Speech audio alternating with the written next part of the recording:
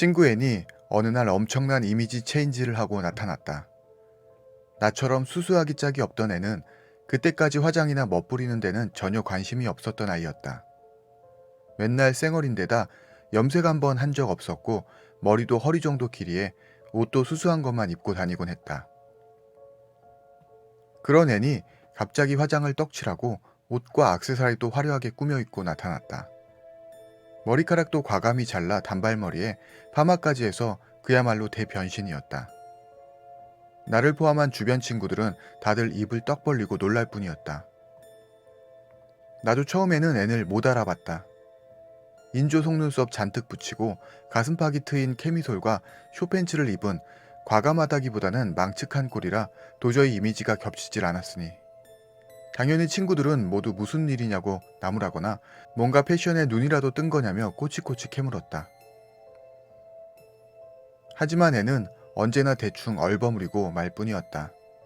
원래 애는 얌전한 성격이라 친구들도 비슷한 아이들이 많았다. 그렇기에 점차 아이들은 애를 멀리하기 시작했다. 하지만 그럼에도 애는 과격한 패션을 그만두질 않았다. 그리고 얼마 지나 애는 학교에 나오지 않게 되었다. 나쁜 애인한테 속아 사랑에 도피를 했대. 물장사에 뛰어들었다나 봐. 빚이 생겨서 야반도주했다던데. 온갖 잡소문이 나돌았지만 앤이 퇴학 처리되자 그 소문도 금세 사라졌다. 그리고 몇 년 후 나는 우연히 앤과 인연이 닿아 우리 집에서 같이 술 한잔하게 된 적이 있다. 여전히 앤은 과격한 패션을 유지하고 있었고 성형도 좀 했는지 얼굴도 내가 알던 모습에서 좀 변해 있었다. 과거 얌전했던 애는 어딘가 다른 세상으로 가버린 것처럼 느껴질 정도였다. 나는 앤에게 왜 그런 이미지 체인지를 한 거냐고 물었다. 애는 또 이리저리 얼버무리려 했다.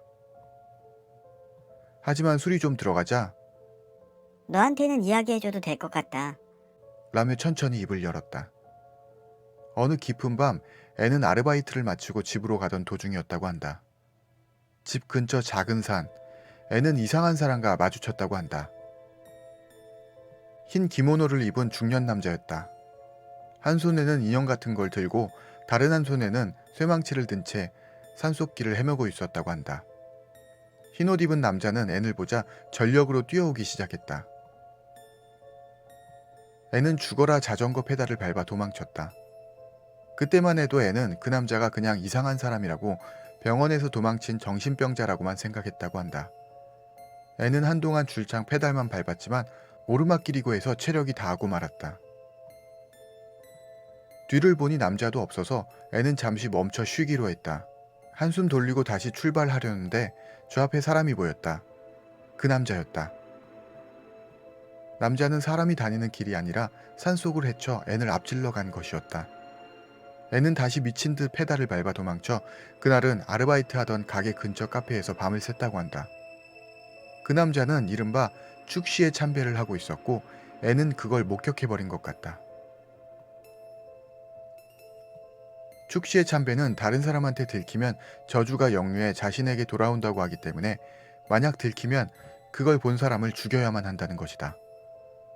자기 얼굴을 그 남자가 알고 있다는 것에 겁에 질린 애는 바로 카페 옆 미용실이 문을 열자마자 헤어스타일을 바꾸고 화장을 한 것이었다. 옷도 근처 가게에서 완전 반대되는 이미지의 것으로 사입고 자전거는 버려버렸다. 하지만 그러고도 애는 남자가 자기를 죽이러 올까 두려워 지금까지도 과격한 패션을 이어오고 있다는 것이었다. 애니 그 이야기를 너무나도 진지하게 해서 술에 취한 나는 무심코 웃어버리고 말았다. 그게 어떻게 봐도 피해망상인데다 걱정이 너무 심하니까. 그렇게 말하자 애는 내 얼굴을 바라보며 웃음기 하나 없이 말을 이었다. 그 남자는 아직도 그 마을을 배회하고 있어. 나를 찾아서 죽이려고. 너도 조심해야 해. 지금 너 그때 나랑 좀 비슷한 이미지 아니니?